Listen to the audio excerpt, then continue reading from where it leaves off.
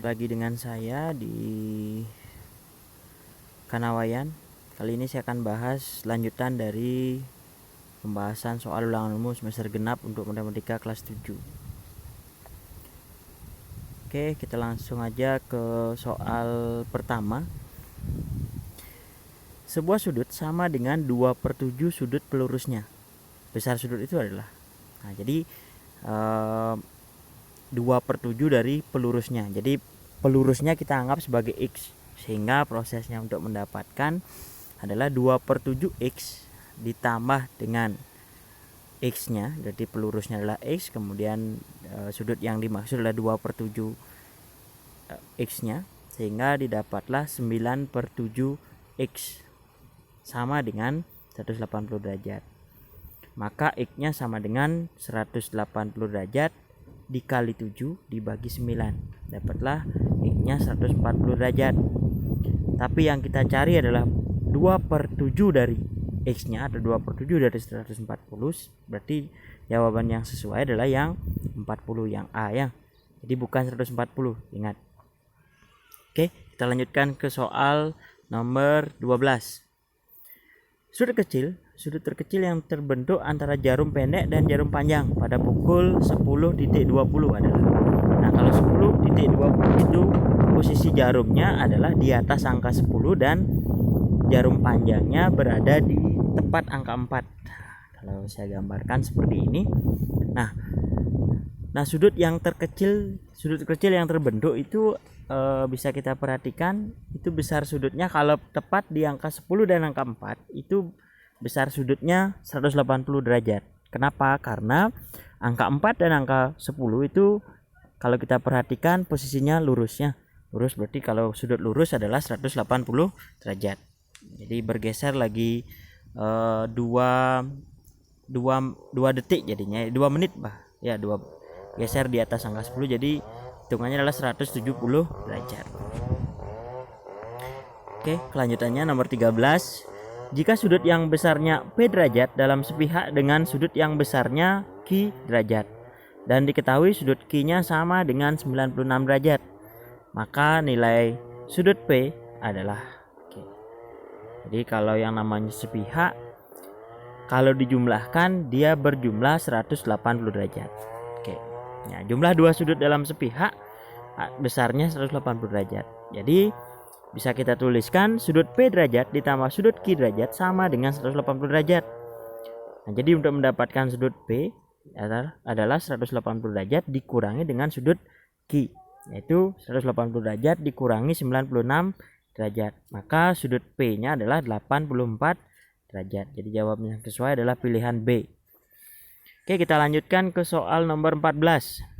Perhatikan gambar di bawah. Jika sudut BOA sama dengan 5x ditambah 20 derajat dan sudut AOC sama dengan 3x, maka besar sudut BOA. Nah, yang pertama-tama kita lakukan, kita jumlahkan dulu sudut BOA dan sudut AOC, di mana sudut BOA dan sudut AOC itulah saling berpelurus. Nah, jadi kalau dijumlahkan besarnya 180 derajat. Oke. Nah, 5x ditambah 20 derajat ditambah 3x sama dengan 180 derajat. Nah, x-nya kita jumlahkan, 8x ditambah 20 derajat itu sama dengan 180 derajat. Maka x-nya sama dengan 180 derajat dikurangi 20 dan dibagi 8. Jadi x-nya adalah 20. Itu baru kita dapatkan x-nya. Tapi yang ditanyakan adalah sudut BOA. Nah, jadi BOA, maka besar sudut BOA sama dengan 5x ditambah 20 derajat. Nah, 5 kali 20 derajat ditambah 20 derajat, karena x-nya 20 derajat. Sehingga besar sudut BOA sama dengan 120 derajat. Jadi pilihannya adalah yang A. Nomor 15. Perhatikan gambar berikut. Besar nilai A pada gambar di atas adalah. Jadi itu gambarnya nanggung ya. Jadi saya buat gambar yang pas dulu. Besar nilai A pada gambar di atas. Nah, jadi masih. Nah, di mana itu pada segitiga yang di bawah itu 50 40 derajat, kemudian 40 derajat didapatkan karena dia berada di dalam berseberangan ya. Jadi berseberangan dalam itu besarnya sama. Kemudian sisanya adalah 90 derajat. Karena jumlah sudut dalam suatu segitiga ketiganya dijumlahkan sama dengan 180 derajat. Jadi sisanya lagi 90 derajat. Nah, untuk mendapatkan nilai A, di mana sudut A itu berpelurus dengan sudut 90 derajat yang warna hijau ini, yang digambarkan melalui tanda panah. Nah, bisa dituliskan A ditambah 90 derajat sama dengan 180 derajat, sehingga sudut A sama dengan 180 derajat dikurangi 90 derajat. Jadi nilainya adalah 90 derajat. Jawaban yang sesuai adalah pilihan D. Nomor 16, sebuah persegi mempunyai luas 400 cm persegi. Berapa keliling persegi tersebut? Nah, jadi kita harus ketahui bahwa persegi itu luasnya adalah sisi kali sisi.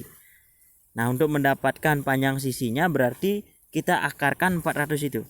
Nah, jadi luasnya sama dengan 400 cm pangkat 2, di mana luas adalah sisi kuadrat atau S pangkat 2 sama dengan 400, maka sisinya adalah akar dari 400. Akar 400 20 cm. Itu baru panjang sisi. Nah, untuk mendapatkan kelilingnya, keliling suatu persegi itu rumusnya adalah 4 dikali sisi, atau sisi tambah sisi tambah sisi tambah sisi sebanyak 4 kali, atau boleh langsung aja 4 kali sisi atau 4 kali 20. Jadi panjangnya adalah atau kelilingnya adalah 80 cm. Jawabnya adalah yang C. Nomor 17, keliling bangun di bawah. Nah, jadi di sana kita diberikan gambar tapi belum lengkap angka-angkanya, tapi bisa kita dapatkan. Nah, ini gambar yang sudah saya edit. Jadi di sana ada tambahan angkanya 13. 13 didapatkan karena 18 itu hilang lagi 5 di sebelah kanan. Kemudian 7 didapatkan karena 12-nya hilang lagi 5 di sebelah kiri. Nah, sehingga kelilingnya adalah semua angka yang ada di luar. Jadi 18 tambah 12 ke bawah putarannya. 18, 12, 5, 7, 13, 5 lagi paling atas. Jadi kelilingnya adalah 60 cm. Oke. Itu yang nomor 17. Kita lanjutkan ke nomor 18. Nah, pada nomor 18 ini sebenarnya kita diberikan gambar trapesium yang sama dan diputar balik dan digabungkan. Oke, jadi di sana ada trapesium A, B, C, F dan trapesium D, E, F, C. Oke. Sehingga untuk mendapatkan luas dari bangun itu cukup kita cari salah satu luasnya dan kita kali 2. Nah, jadi luas trapesium adalah jumlah sisi sejajar, yaitu 18 ditambah 24 dikali tinggi. Tingginya adalah CD ya, atau DC boleh. Sehingga didapatlah, karena dibagi 2 dan dikali 2, maka cukup kita selesaikan yang dalam kurung saja. 18 tambah 24 adalah 42. 42 kali 10 420. Jadi 420 cm persegi, itulah luas dari bangun tersebut. Nomor 19, sebuah lantai berbentuk persegi dengan panjang sisinya 6 meter dan tersebut akan dipasang ubin berbentuk persegi berukuran 30 cm dikali 30 cm. Tentukan banyaknya ubin yang diperlukan untuk menutup lantai tersebut. Nah, jadi pertama kita cari luas lantai, tapi masih dalam meter, kita rubah 6 kali 6 36, kemudian 36 meter itu sama dengan 360.000 cm. Nah, persegi ya, karena luas.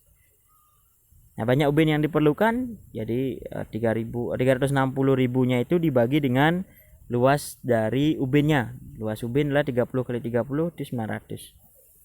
360.000 dibagi 900 dapatnya 400 buah. Jadi diperlukan 400 buah ubin untuk menutupi lantai tersebut. Jadi jawabannya yang B ya. Soal terakhir pada pertemuan ini, nomor 20.